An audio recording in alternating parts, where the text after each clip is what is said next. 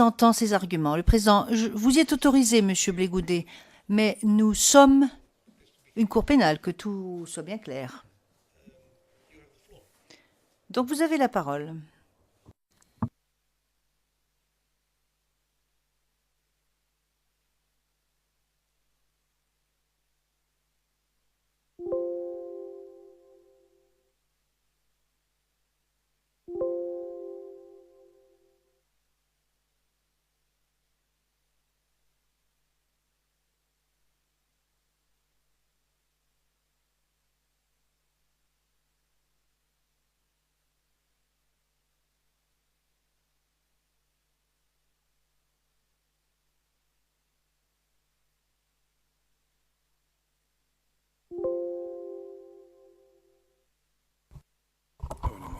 Merci. Monsieur le Président,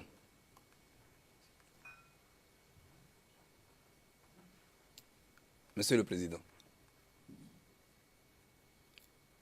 honorable membre de la Cour,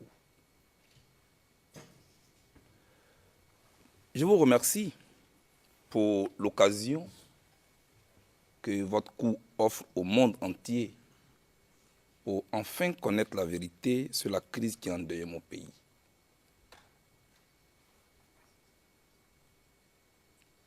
Je suis Charles Blégoudet, natif de Pogorobré, sous-préfecture de Djibéroua, c'est dans le centre-ouest de la Côte d'Ivoire. Avant de vous livrer mon message tel que je l'avais préparé, Monsieur le Président, j'ai juste quelques précisions à faire, après avoir écouté l'accusation.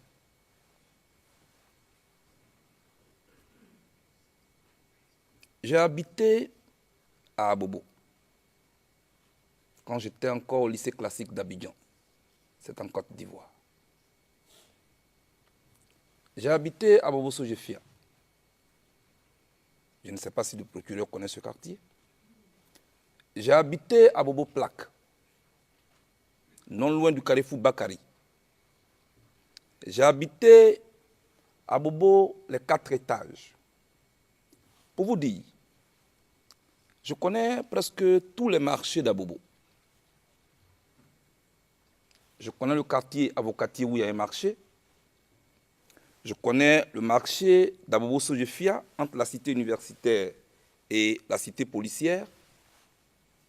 Je connais le marché Samaké. Je connais le marché Siaka Koni dont on a parlé ici.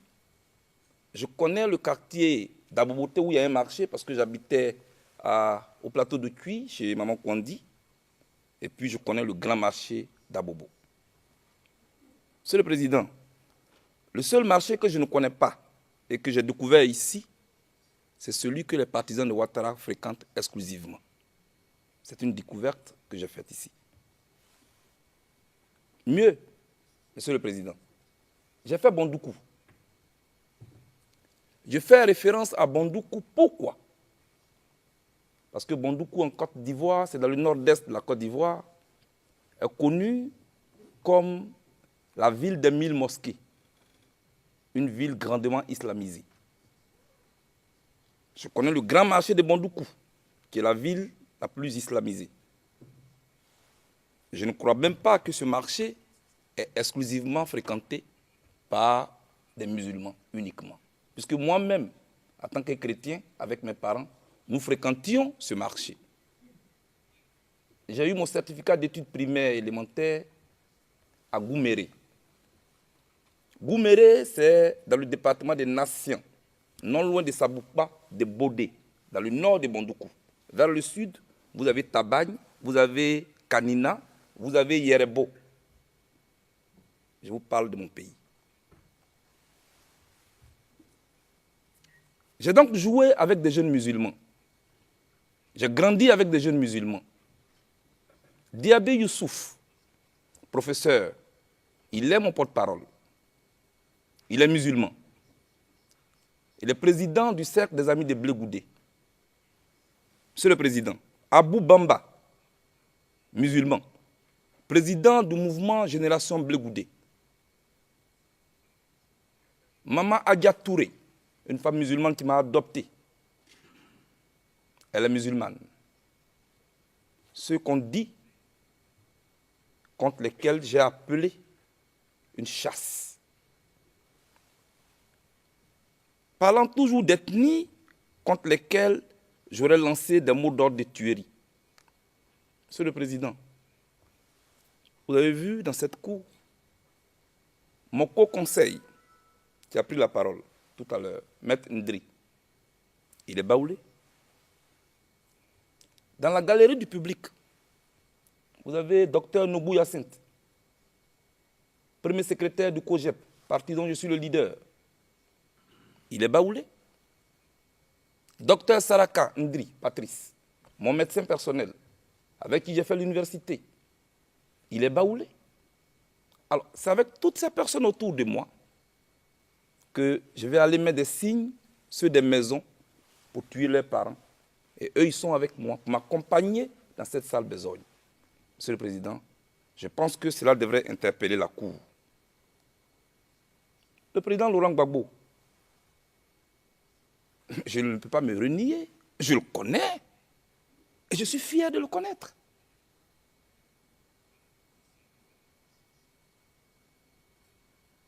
Son président de l'Assemblée nationale, Mamadou Koulibaly à son temps, il est du Nord.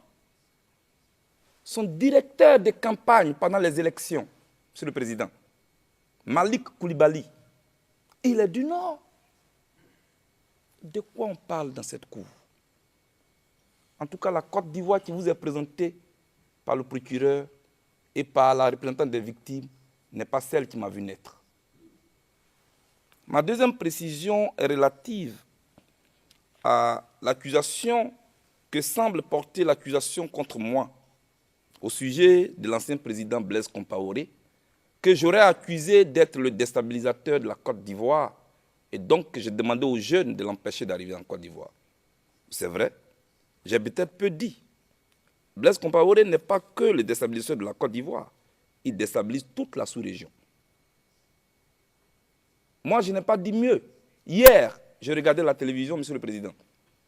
Lors du sommet de l'Union africaine, le président actuel du Burkina Faso, Roch Kaboré, disait, lui-même président du Burkina Faso, que Blaise Compaoré est celui qui a transformé le Burkina Faso en ennemi des djihadistes et qui déstabilise la sous-région. Le seul tort que j'ai eu, Monsieur le Président, peut-être en parlant de Compaoré, j'ai peut-être eu tort d'avoir eu raison trop tôt. Monsieur le Président, nous sommes conscients en Côte d'Ivoire que inviter l'ethnie et la religion dans le terrain politique peut avoir des conséquences graves. Nous savons donc que quand on a un canari sur la tête, on ne s'aventure pas sur une aire de jeu où les enfants lancent des pierres. Il semble que la traduction a souvent des problèmes avec mes proverbes. Donc, je vais traduire ce proverbe en anglais pour vous.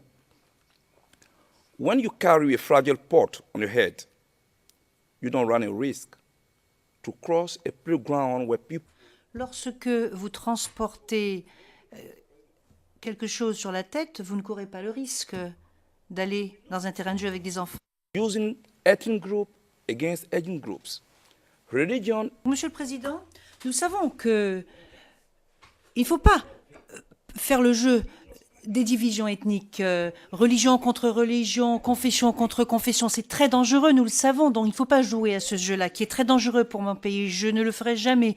Je n'en ferai jamais partie de cela. Je sais ce que je fais. Je sais ce qui est bon pour mon pays.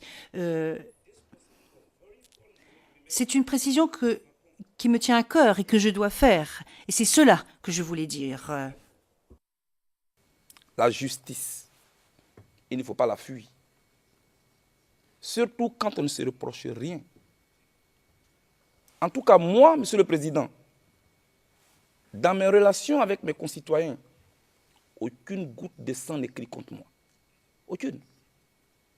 C'est pourquoi je me tiens devant vous avec assurance, avec confiance. Parce qu'aucune goutte de sang n'écrit contre moi. Beaucoup de personnes accusent la CPI d'être une cour politique qui jugerait déjà les leaders politiques ivoiriens ou africains qui y sont transférés avant même que ceux-ci ne soient jugés. Vous avez bien fait, Monsieur le Président. Vous avez très bien fait, dès l'ouverture de ce procès, d'indiquer l'impartialité avec laquelle votre cour entend diriger ce procès. Cela va rassurer beaucoup de monde.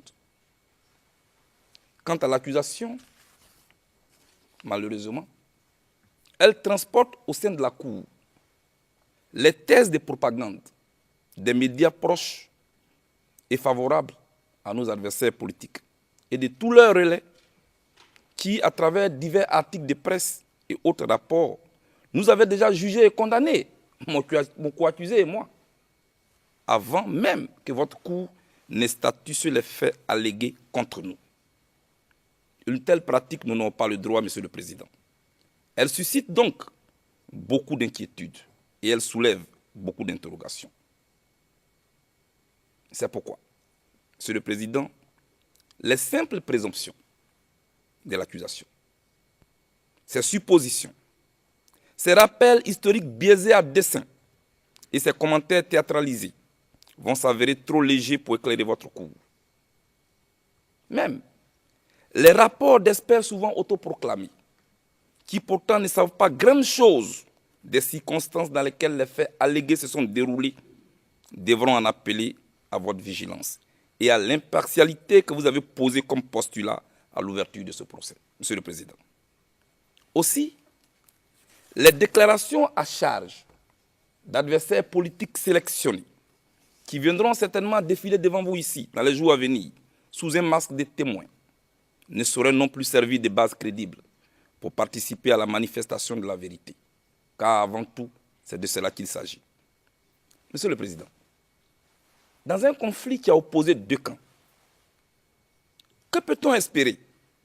Que les militants d'un camp, transformés pour la circonstance en témoins, puissent dire de leurs adversaires, dont ils souhaitent l'éloignement le plus longtemps possible du pays, pour ne plus avoir affaire à ceux-là dans le jeu politique ivoirien, comme c'est le cas. Simple question de logique. Malheureusement, quand j'ai fini d'écouter l'accusation, toute la nuit, mais toute la nuit, Monsieur le Président, une interrogation me taraude et elle m'habite encore cet après-midi. Je voudrais la partager avec vous. L'accusation cherche-t-elle la manifestation de la vérité? Ou cherche-t-elle forcément à rendre coupable une personne déjà stigmatisée dont elle veut obtenir la condamnation à tout prix? En tout cas, à écouter l'accusation, on se croirait dans un jeu de chiffres et de lettres où l'on doit remplir des cases pour aboutir à un résultat. Non. Dans une cour de justice, on ne peut pas demander la condamnation des citoyens sur la base des commentaires et de simples suppositions. En droit, seuls les faits sont sacrés. Pas de place pour la loterie. Et vous avez bien fait, Monsieur le Président, vous-même, de le préciser à l'entame de ce procès.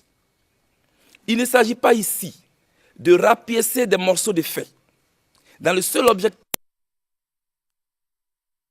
dont on n'aura plus le temps de fabriquer une image négative. Au cours de ce procès, Monsieur le Président, il s'agira de restituer et de situer les événements et les faits dans leur vrai contexte pour faire jaillir la vérité dans les décombres où l'on tente hélas de l'ensevelir. Parce que le mal qui ronge la Côte d'Ivoire va bien au-delà de la seule crise post-électorale et ne saurait se résumer en des bouts de vidéos suivis de commentaires sciemment biaisés. Même l'accusation, je suis convaincu, apprendra beaucoup au cours de ce procès. Parce qu'après avoir écouté son narratif, il ressort que le pays qui a été présenté ici est loin d'être la Côte d'Ivoire qui m'a vu naître. Ce procès représente beaucoup pour les victimes que l'on tente, hélas, de catégoriser. Et je voudrais à ce sujet interpeller la représentante des victimes et lui demander de faire une mise à jour de sa liste des victimes. Car, assis devant le petit écran, Quand le peuple ouai et les victimes de Diokoué, qui ont subi un véritable génocide, l'écoutent, quand les rescapés du massacre du village d'Anokwa-Kouté aussi l'écoutent, ils ont le cœur brisé. Et ils se sentent abandonnés par une dame qui est censée en principe de représenter toutes les victimes de la crise ivoirienne. Une telle vision sélective pourrait entacher la crédibilité du travail pourtant sensible que Mme Massida a la lourde responsabilité de conduire. Je n'ai cessé de le dire, et je le dis encore aujourd'hui, Monsieur le Président. Il n'existe pas en Côte d'Ivoire des victimes pro-Ouattara d'un côté et des victimes pro-Gbagbo de l'autre côté. La seule, c'est la Côte d'Ivoire. Dans sa diversité culturelle, religieuse, ethnique et politique,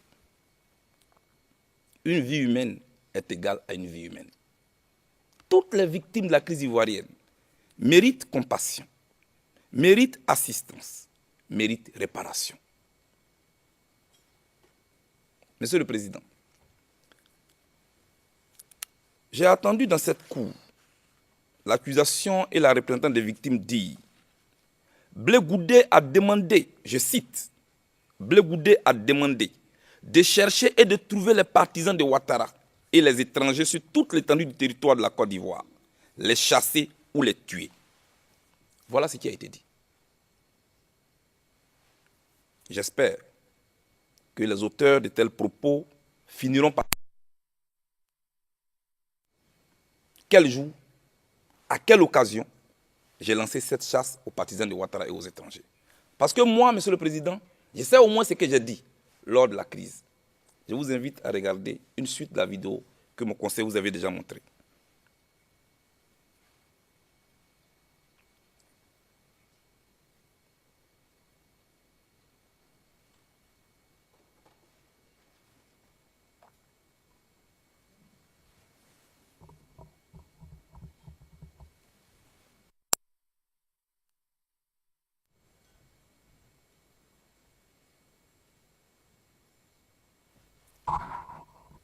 Est-ce qu'on peut regarder la vidéo?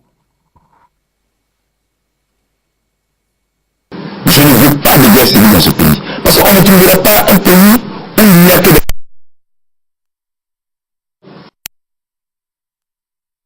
Avec des pro-Gbagbo, en existant les pro-Ouattara, cela n'existe pas. Parce que moi je suis convaincu, madame, et c'est très important, que la crise ivoirienne aura sa solution par les acteurs politiques en Côte d'Ivoire. Je suis convaincu qu'un jour, le président Gbagbo, M. Ouattara, M. Bédié, finiront par s'asseoir, et je les invite à cela. J'appelle à, je le dis, ce que j'appelle un dialogue inter-ivoirien. Merci. Monsieur le Président, au cours de la crise ivoirienne, en pleine crise post-électorale, voilà ce que moi j'ai dit. Et j'ai la vidéo que je viens de vous présenter. Je suis très curieux de voir celle de l'accusation. Et vous avez bien entendu, Monsieur le Président, il n'existera jamais une Côte d'Ivoire où ne vivront que des pro-Gbagbo au détriment des pro-Ouattara. Tout comme il ne peut y avoir une Côte d'Ivoire où ne vivront que des pro-Ouattara qui auront fait disparaître les pro-Gbagbo. Les propos que vous venez d'entendre vous-même, je ne les ai pas tenus, Monsieur le Président, avec des chaînes aux pieds. Je les ai tenus en homme libre, en pleine crise post-électorale, sur un plateau de télévision, à une heure de grande écoute. C'est une preuve qui parle à votre cour. C'est une preuve qui met à nu les limites des allégations du procureur, qui me prête avec une légèreté déconcertante et choquante la qualification de criminel à qui Laurent Gbagbo aurait confié la mission d'inciter les jeunes à exterminer les partisans de son adversaire. Ce n'est pas vrai. Ce n'est pas vrai parce que pour moi, la Côte d'Ivoire est un tout qui a besoin de tous. Pour moi, la recherche de la paix ne doit pas être saisonnière. Je la veux simplement moins théâtralisée et puis sincère. C'est tout. J'attends aussi par-ci par-là, Monsieur le Président, Blé Goudé, le chef des milices pro-Gbagbo. Voilà ce que j'attends souvent. Alors, au lieu de me fâcher, j'ai décidé de faire des recherches. En voici les résultats. Au sens juridique, une milice désigne un groupe de personnes armées ayant militairement pris part à un conflit. Un groupe de personnes armées ayant militairement pris part à un conflit. Notez bien le vocable et le substrat militairement. Pour vous dire que jamais je n'ai dirigé un groupe de personnes armées. Tout comme jamais je n'ai militairement pris part à un conflit, à moins qu'on m'en apporte les preuves. Parce que, aussi simple que cela puisse paraître, je ne suis pas un adepte de la lutte armée. Le COJEP n'est pas une milice, comme ne l'est pas l'Alliance des jeunes patriotes. Le COJEP n'est pas non plus un club de soutien à la sorte de Laurent Gbagbo, comme tente de faire croire l'accusation et une certaine opinion, dont j'ignore les intentions, qui n'ont rien à voir avec les objectifs que le COJEP et ses militants se sont librement fixés eux-mêmes. Monsieur le Président, il n'est pas juste de vouloir assigner au COJEP des objectifs qui ne sont pas les siens. Et pour que tout soit désormais clair dans la tête de tout le monde, je voudrais dire une organisation hiérarchisée, dénommée Galaxie Patriotique, dont le chef suprême serait Charles Blé Goudé. Ce n'est pas vrai. Cette désignation est une fabrication et une préférence des médias. Et cela ne m'engage pas du tout. L'accusation a déclaré à l'entame de ce procès vouloir poursuivre 2 individus. Alors, je lui demande simplement d'être conséquente avec elle-même en fournissant à la Cour mes discours où j'appelle au meurtre et à la haine. Je voudrais préciser, Monsieur le Président, que dès sa création, le 4 juin 2001, le COJEP a d'abord été un mouvement de pression autonome, pour ensuite devenir un mouvement politique non inféodé. Puis, depuis le 15 août 2015, par la seule volonté de ses militants et non ce ordre, comme on veut le faire croire, le COJEP s'est librement mué en parti politique, avec pour premier responsable Dr Nobou Hyacinthe, professeur de philosophie à l'université de Bouaké, présent dans la galerie. Voilà la vérité, Monsieur le Président. Voilà ce qu'on vous cache. Ceux qui soutiennent le contraire de ce que je viens de vous dire se trompent eux-mêmes, et ils le savent très bien. Mais aussi, ils tentent vainement de tromper l'opinion. Et je voudrais dénoncer cette tentative de falsification de l'histoire de mon pays. Monsieur le Président, au cours de la crise, j'ai pris mon temps, j'ai pris mon énergie, j'ai pris des risques énormes à travers des campagnes, de village en village, pour sensibiliser les populations à la paix. J'ai à plusieurs occasions fait des propositions citoyennes. J'ai lancé des appels à la retenue.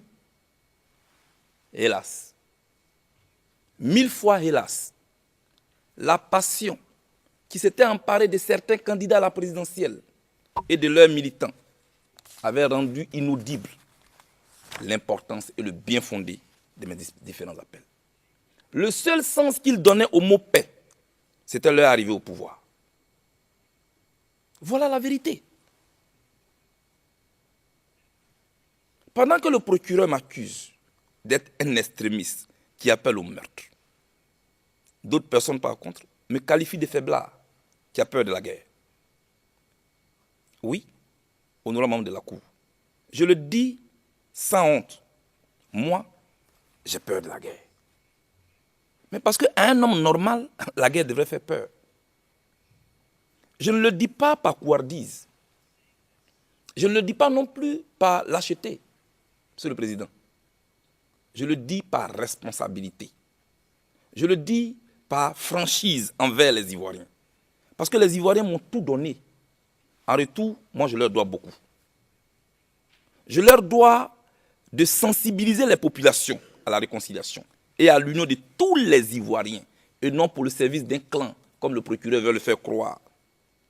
Je trouve donc irresponsable que dans mon pays, il y a eu des leaders dont le seul but était de prendre le pouvoir et qui faisaient croire à leurs partisans que la route du pouvoir passait par la guerre. Et pourtant, Pierre Koneza nous enseigne, et je cite, « Pour réduire les causes des conflits, il faut à notre monde des leaders politiques de qualité qui puissent renoncer au capital politique qu'un discours belliciste peut apporter. Renoncer au capital politique qu'un discours belliciste peut apporter. » Il dit mieux, il faut aussi à notre monde des élites militaires conscientes de leurs responsabilités. La Côte d'Ivoire a-t-elle eu des élites militaires conscientes de leurs responsabilités? La Côte d'Ivoire a-t-elle eu des leaders politiques de qualité qui ont renoncé au capital politique qu'un discours belliciste pouvait apporter? Si la réponse était positive, on n'en serait pas ici. Ce n'est pas faute d'avoir tenté, Monsieur le Président. C'est pourquoi moi, face aux railleries qui m'ont toujours traité de faiblard, j'ai répondu ceci. Je préfère être faible au milieu d'êtres qui ont la vie que de paraître pour fort parmi des corps sans vie. Quand je le disais, Monsieur le Président, je ne savais pas que je viendrais un jour, je le répétais ici à la CPI. Quand je le disais, nous étions à 1000 lieues de la crise post-électorale. Quand je le disais, Monsieur le Président, nous étions en 2006. J'avais déjà conscience qu'il fallait éviter d'allumer la bûchette de la guerre, du voisin contre le voisin, de l'ami contre l'ami. J'attirais déjà l'attention des uns et des autres sur les risques d'une guerre civile. C'était d'il y a 10 ans. Je me justifiais ainsi face à ceux qui me traitaient de capitulation. Ils traitaient de capitulation l'appel que j'avais lancé ensemble avec d'autres jeunes de l'opposition pour faire cesser des affrontements entre les populations.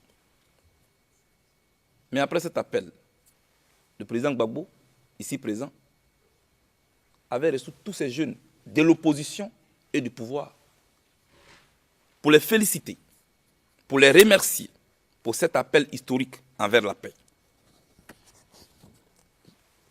Je les cite, ces jeunes. Kona Kodou Bertin, dit Kakabe, du PDCI-RDA, était à cette rencontre. Karamko Yayoro, du RDA, parti d'Alassane Ouattara, était à cette rencontre. Stéphane Kipré, à l'époque, représentant du MFA, aujourd'hui président de l'UNG, était à cette époque, à cette rencontre. Et devant vous, moi, je voulais les féliciter. Je voulais vraiment les féliciter, Monsieur le Président. Je les félicite parce qu'ils ont osé. Je les félicite parce qu'ils ont aidé la Côte d'Ivoire à éviter une guerre civile à cette époque.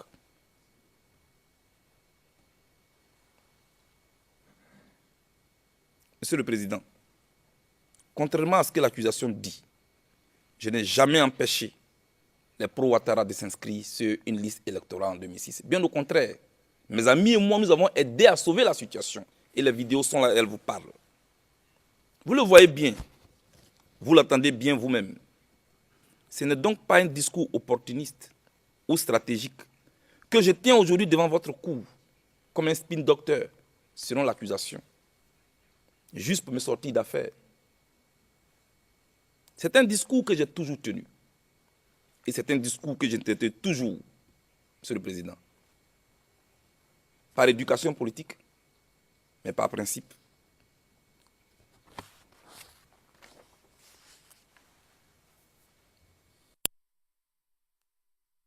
Je suis allé à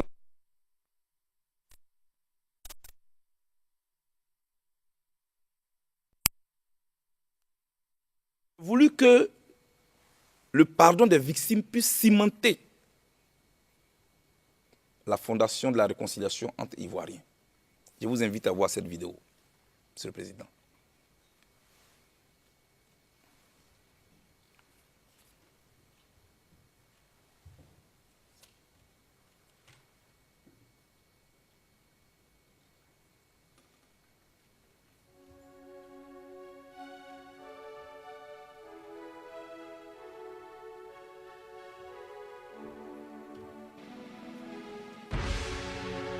La valeur du pardon se mesure à la gravité de la faute pardonnée. Si l'Afrique du Sud a surmonté l'apartheid, si le Rwanda a survécu au génocide, nous les Ivoiriens, nous le pouvons aussi. C'est pour te dire que du désespoir le plus profond naît l'espoir le plus invincible. Alors, prends ma main mon frère, prends ma main ma soeur et allons à la paix. Pour faire réussir cette caravane qui a rapproché tous les extrêmes. Les visites opérées par les caravaniers obéissaient à une démarche et une méthode bien précises. Cible privilégiée, les communautés religieuses, notamment les musulmans. Tout ce que j'ai fait là, si ça a choqué quelqu'un, si ça a fait mal à quelqu'un, moi-même le premier, je suis venu pour vous demander pardon d'abord.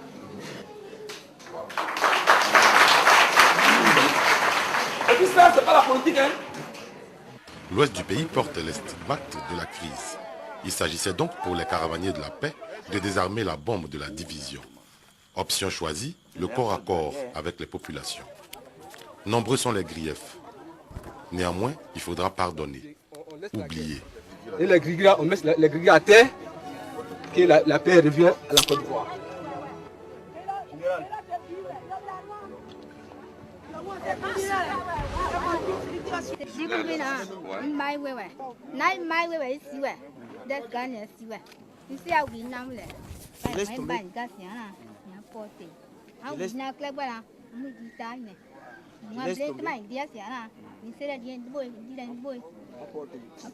Je laisse tomber tout ce que vous m'avez dit.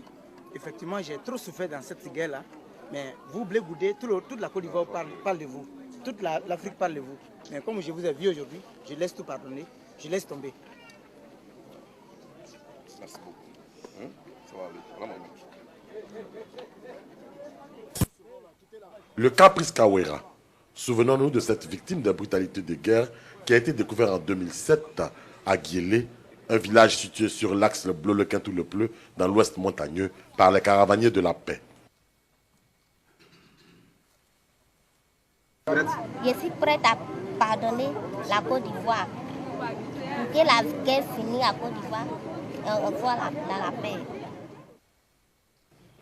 Priska a ensuite atterri à la Pisam où elle a passé plusieurs mois, au cours desquels les Ivoiriens lui ont témoigné leur compassion à travers divers dons. A permis non seulement de faire face aux frais d'hospitalisation, mais aussi de réaliser le rêve de Priska, se construire une maison et une boutique. Eh bien c'est fait. C'est une Priska radieuse que le président du COJEP a retrouvée dans son village. Ça, ce sont les fruits de la paix.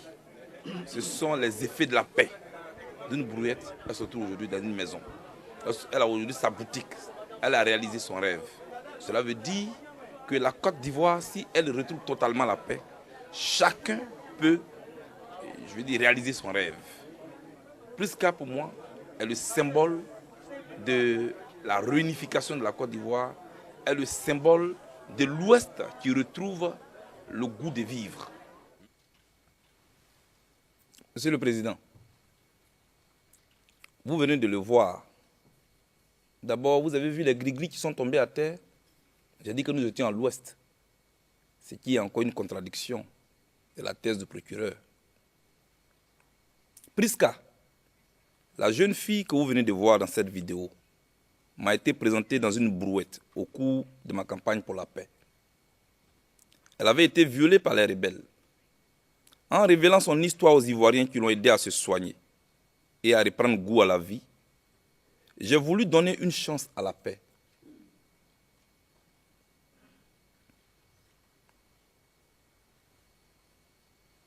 Et Priska a été un symbole pour la paix et le pardon entre Ivoiriens. Quant à la dame au bras coupé que vous avez vue, ses bourreaux lui avaient demandé de faire un choix douloureux, Monsieur le Président. Cette dame, elle devait choisir entre garder son bébé en vie ou laisser son membre supérieur lui être tranché. Comme toute bonne mère, elle a choisi que son bras lui soit coupé afin de sauver la vie à son bébé. Elle aussi a été un symbole pour la paix en Côte d'Ivoire. Je lui ai apporté assistance. Moi, le criminel que le procureur tente de vous présenter. À cette époque, Monsieur le Président, malgré les obstacles, les menaces j'étais résolu à effectuer cette mission pour toucher de près ces réalités qui souvent vous donnent froid dans le dos et vous déchirent forcément le cœur, mais qui ont au moins l'avantage de vous faire sentir et de vous faire partager la souffrance des populations. Mais plus je touchais ces réalités, mieux se renforçait ma détermination à travailler en faveur de la paix. Les villages de Pantroquin et Guiélé, d'où sont originaires ces deux victimes, existent encore dans l'ouest profond de la Côte d'Ivoire. C'est à tous les pleux. Pour vous dire que j'ai fait ce que je pouvais pour contribuer modestement au retour de la paix dans mon pays. Monsieur le Président, vous pouvez vous référer en Côte d'Ivoire aux différentes opérations de démobilisation, de désarmement et de réinsertion des milices et de tous les groupes armés ayant militairement pris part au conflit en Côte d'Ivoire. Ni le COGEP, ni l'Alliance des jeunes patriotes, ni mon nom, ni figure. Car entre prendre les armes et faire la politique, j'ai librement fait le second choix. Parce que pour moi, comme l'huile et l'eau, la démocratie et les armes ne peuvent vous faire bon ménage. Comme cela se fait partout dans le monde, Monsieur le Président, quand les institutions de la République sont en péril et que les valeurs qui fondent notre société sont bafouées, contrairement à ceux qui ont choisi les armes et la barbarie comme moyen d'expression et qui continuent d'endeuiller notre monde, les populations civiles et moi, nous avons choisi la voie démocratique. Nous avons pris la rue, les mains nues, pour la sauvegarde des institutions républicaines qu'incarnait son Excellence M. Laurent Gbagbo, ici présent. Monsieur le Président, je n'ai donc pas été aux côtés de Laurent Gbagbo parce que je serais de la même ethnie ou de la même religion que lui, comme tente de vous faire croire l'accusation. Faire une telle affirmation serait méconnaître l'histoire de la Côte d'Ivoire. L'accusation, c'est elle que je ne suis ni militant, ni membre, ni responsable dans aucune instance du Front populaire ivoirien, le parti dont le président Laurent Gbagbo est fondateur. Mais en tant que démocrate dans l'âme, cela ne l'a jamais dérangé. L'accusation, c'est elle qu'en Côte d'Ivoire, la pluralité de l'expression est le fruit de plusieurs séjours carcéraux endurés par Laurent Gbagbo, sa famille, ses camarades de lutte qui l'ont accompagné pacifiquement sur le chemin du pouvoir. Est-ce que l'accusation le sait? Ce monsieur a sacrifié sa vie pour l'avènement du multipartisme, pour la démocratie en Côte d'Ivoire. Il a enseigné aux Ivoiriens que la vérité est fille des contradictions. Je ne suis donc pas le prétendu bras séculier que Laurent Gbagbo aurait utilisé pour commettre des crimes. Non, Monsieur le Président, Laurent Gbagbo ne m'a jamais envoyé pour aller commettre des crimes. Laurent Gbagbo ne m'a jamais envoyé pour aller inciter des jeunes à commettre des crimes. Monsieur le Président, voilà l'homme que moi je connais. Voilà l'homme pour lequel, au-delà de ma seule personne, de nombreux Ivoiriens ont de l'estime, ont de l'affection, et qui souffrent de le voir assis ici. Laurent Gbagbo n'a pas sa place en prison. Ce monsieur est une chance pour la réconciliation en Côte d'Ivoire, Monsieur le Président. Pour vous dire, au nom de ma culture politique, jamais je n'ai commis de crime, Monsieur le Président. Jamais. Dans ma recherche de la paix, j'ai invité les chefs rebelles, j'ai invité Soro Diom et ses camarades à venir dans mon village. Je vous invite à voir cette vidéo, Monsieur le Président.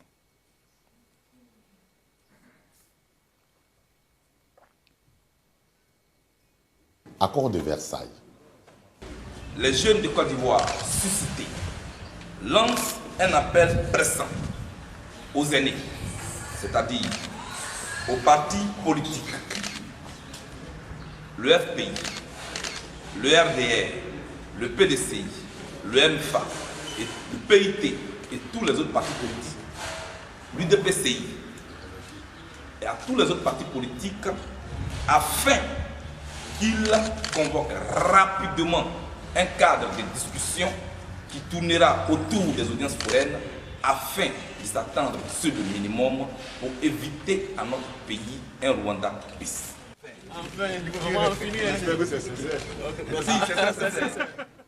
La délégation des Forces Nouvelles, conduite par Konaté Zié, accompagnée de Fofana Bema, Koulibaly Moussa et Abel Christian Dioré, recevait dans la pure tradition bété des hommages pour avoir eu le courage de venir de Boaké jusqu'à Kbo, le village de Charles Blé Goudé.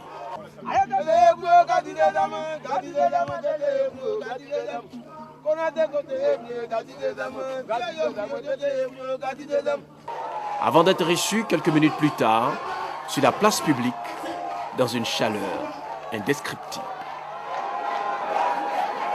C'est la 27e année d'Igo Lakota qui a venu dans ce village, qui est mon village, qui est le village de Dr Blé. Et si, à partir d'ici, on mange ensemble, parce que partager le pain ensemble, c'est signe de réconciliation. Et qu'ensemble, on n'est pas habitants. Que ceux-là où il y a un danger, nos amis iront témoigner à Boaké qu'effectivement, ils ont été non seulement reçus à Abidjan, mais ils ont reçus dans notre village.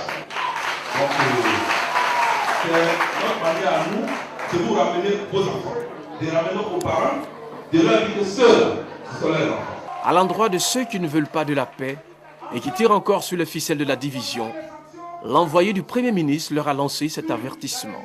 Quand on fait la guerre dans le pays, il y a 3 camps. 3. Il y a un camp là-bas qui s'oppose à un autre. Et puis il y a des gens dans les 2 camps qui disent je ne suis pas dedans.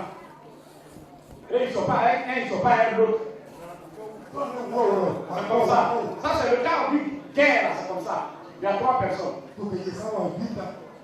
Mais quand on dit paix, allons-y à la paix.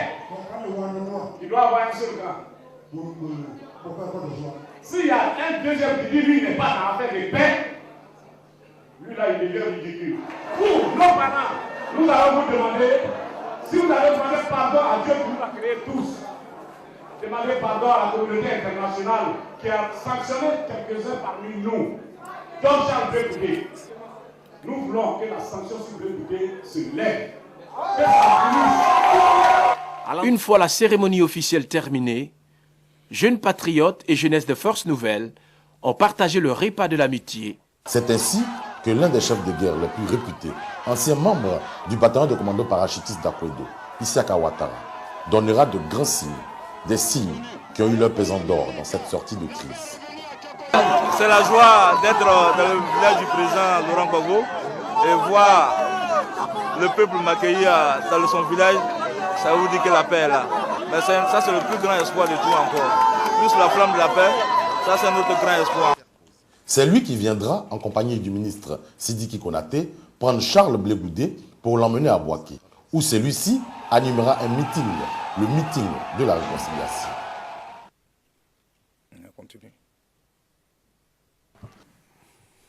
Pour cette même paix, Blé Goudé a été le premier à aller à Boaké et passer une nuit dans la chambre de Ouattao qu'il a ensuite invité dans son village natal. Pour la cérémonie de la flamme de la paix, la jeunesse a fait le plein à Boaké. La Côte d'Ivoire a été reconstituée physiquement à la veille de la cérémonie.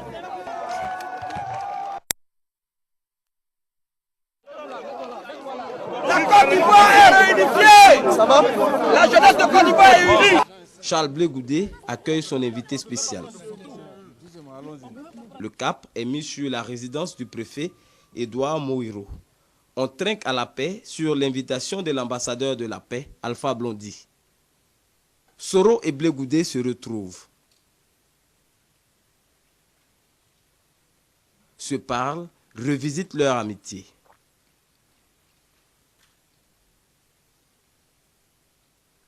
Quelques minutes plus tard, Soro Guillaume fait son entrée au stade Victor Biakaboda. Monsieur le Premier ministre, voilà Gagnoa. Depuis votre arrivée ce matin jusqu'à ce stade, vous avez trouvé des bras ouverts. Vous avez trouvé un peuple qui, depuis le corridor jusqu'à ce stade, vous a accompagné. C'est la preuve que la paix est une réalité désormais en Côte d'Ivoire. Et je pense que votre présence ici confirme que l'on peut aller et l'on peut venir à travers toute la Côte d'Ivoire. Les audiences foraines ont commencé, les accords ont été signés, les préfets ont été redéployés. Mais il faut poser sur le terrain des actes concrets pour approcher le peuple. Et nous pensons que la cérémonie de ce matin, que dit de cet après-midi, a pour objectif de tirer encore de leurs draps ceux qui hésitent, ceux qui ne croient pas encore à la paix, ceux qui hésitent encore. Vous qui êtes dans ce stade, est-ce que vous voulez la paix? Bien, vous avez entendu, monsieur le Premier ministre, ce peuple qui est ici rassemblé, ces jeunes ici rassemblés, ces chefs coutumiers ici rassemblés, ces chefs religieux ici rassemblés ne veulent que la paix. Nyaliepa a été la dernière étape de cette. Monsieur le Président. Excuse me if I interrupt. Monsieur le Président, excusez-moi si je vous interromps, mais je voudrais vous inviter à arriver au terme de votre présentation parce que nous n'avons plus beaucoup de temps. Monsieur Blegoudé, vous m'avez dit qu'aujourd'hui, nous étions supposés terminer à 16h15. Le Président, oui, mais nous devons également rendre des décisions. Il y a 2 ou 3 choses que nous devons faire. Monsieur Blegoudé, soyez sûr que je finirai en temps voulu. Merci beaucoup. Sensibiliser des populations, comme vous venez de le voir. Ce que vous venez de voir, Monsieur le Président, c'était les chefs de la rébellion que j'ai emmenés chez la maman du président Gbagbo. Chez nous, c'est signe de réconciliation. Ce que vous venez de voir, je les ai fait inviter à Gagnoa, c'est la ville natale du président Gbagbo, où les populations les ont accueillis comme vous l'avez vu. Dans mon village, où tous les villageois sont sortis pour les accueillir, Monsieur le Président. Chez nous, c'est signe de réconciliation. Faire un tel travail et après, paradoxalement, être traîné devant les tribunaux pour répondre à des crimes contre l'humanité. Je n'exagère pas, Monsieur le Président, quand je dis que ce monde est injuste. Vous venez de le voir vous-même, Monsieur le Président. Je pense avoir au moins essayé pour le retour de la paix dans mon pays. Mes démarches et mes actions en faveur de la paix n'ont peut-être pas produit les résultats escomptés, mais ces missions de la paix, je les ai bénévolement accomplies, avec conviction, mais avec fierté pour mon pays. Monsieur le Président, c'est à ce niveau-là que je voudrais vous dire. En 2010, c'est le Conseil constitutionnel, de Côte d'Ivoire qui a rendu une décision qui donnait vainqueur le candidat Laurent Gbagbo. Ce n'est pas moi.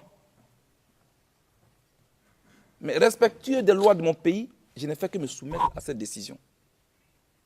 Maintenant, si l'accusation estime que la décision rendue par le Conseil constitutionnel est source de conflit, elle devrait s'en prendre à cette institution et à ses responsables, et non à nous.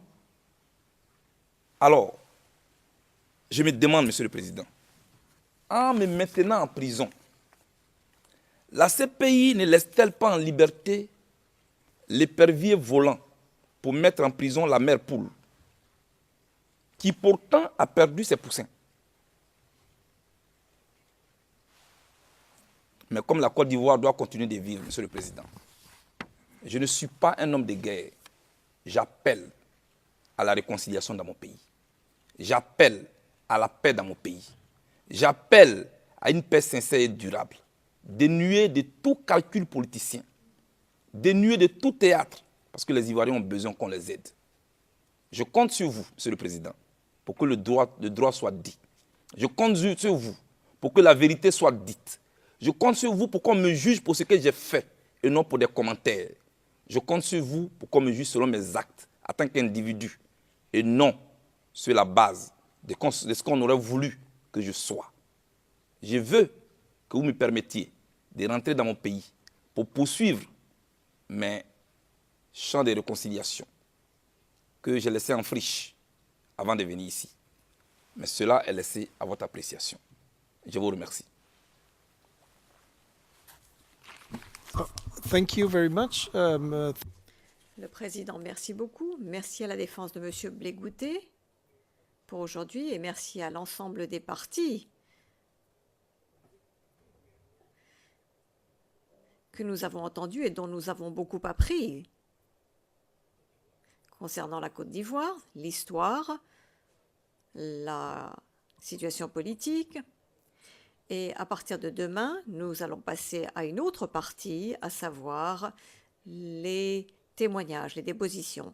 Et je ne peux que rassurer tout un chacun, à l'intérieur comme à l'extérieur du prétoire, en vous assurant que cette chambre portera attention aux charges et également aux éléments de preuve qui seront présentés par l'ensemble des parties et que nous évaluerons de notre mieux, de la façon la plus indépendante possible. Et ce faisant, nous laisserons guider par les principes généraux que nous prenons très au sérieux.